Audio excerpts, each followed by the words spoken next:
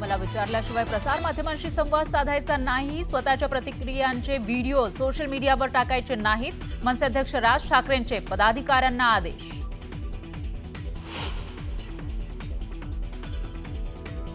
राज ठाकरे आणि उद्धव ठाकरे पुन्हा एकत्र येण्याची शक्यता. मनसे आणि शिवसेना ठाकरे गटानं गिरणी कामगारांच्या मोर्चाला दिला पाठिंबा. उद्या उद्धव ठाकरेही मोर्चामध्ये राहणार उपस्थित.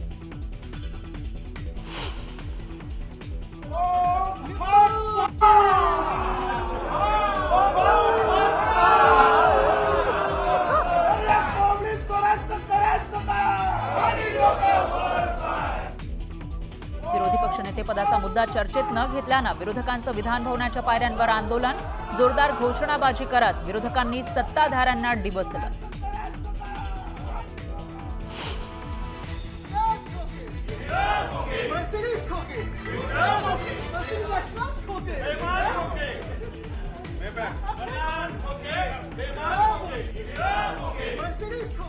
भरत गोगावले आणि राणेंपाठोपाठ विरोधकांच्या निशाण्यावर सभापती नीलम गोऱ्हे. विधान भवनाच्या पायऱ्यांवर घोषणाबाजी करत उपसभापतींना डिवचलं.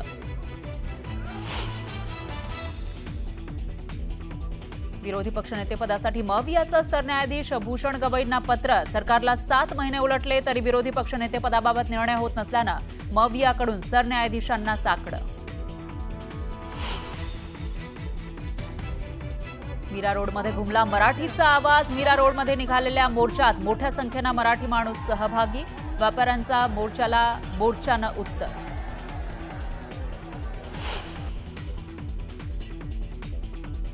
भाजप आमदार सुरेश धसांच्या मुलाच्या कारची दुचाकीला धडक. दुचाकीस्वार नितीन शेळकेचा मृत्यू. सुपा पोलीस स्टेशनमध्ये सागर धसवर गुन्हा दाखल.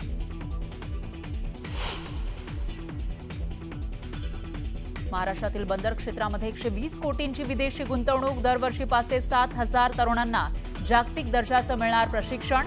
मत्स्य विकास आणि बंदर मंत्री नितेश राणेंच्या प्रयत्नांना यश.